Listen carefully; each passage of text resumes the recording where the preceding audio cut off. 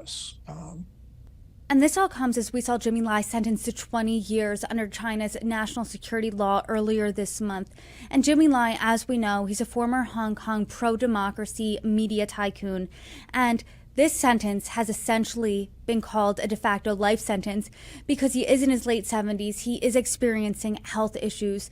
And you posted on X that China freeing Jimmy Lai should be a precondition for Trump meeting Xi Jinping. Talk to us about it. Jimmy Lai is a hero. I think the Chinese actually want to release him because they don't want him to die in prison.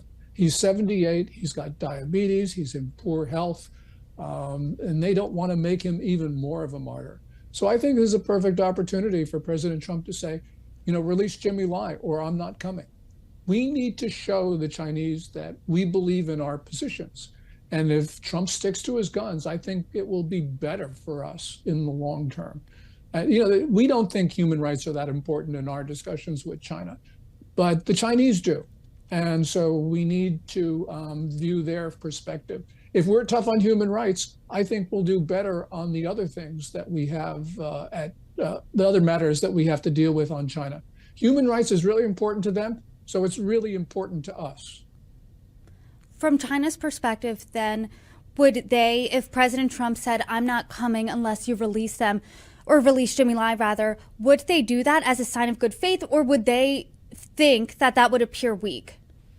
I think that they would think it appears weak on their part. So they might not do it. But the point is, we shouldn't be talking to China right now for a lot of reasons. I think that it's not in our interest. Trump is making a lot of concessions to the Chinese, which are really important in order to get that meeting. Remember Keir Starmer. The Chinese told him if he did not green light the mega embassy, that he would not get permission to go to Beijing. Well, Keir Starmer, he green lighted the embassy and he got very little during his trip to Beijing. Matter of fact, they humiliated him in a number of different ways. Same thing with Trump. Trump right now is not imposing, his Commerce Department is not imposing absolutely needed prohibitions on transfers of software and other things to China. And also, we're not prohibiting the installation of Chinese-made equipment in data centers. These are things that are, I think, critical. And we're not doing those things because Trump wants to have this meeting in Beijing. So from my perspective, if we don't have that incentive, we're going to protect ourselves. And that means we're going to be in a much better position in the competition with China. Why do you think then the Trump administration is making these concessions? What does that do for us?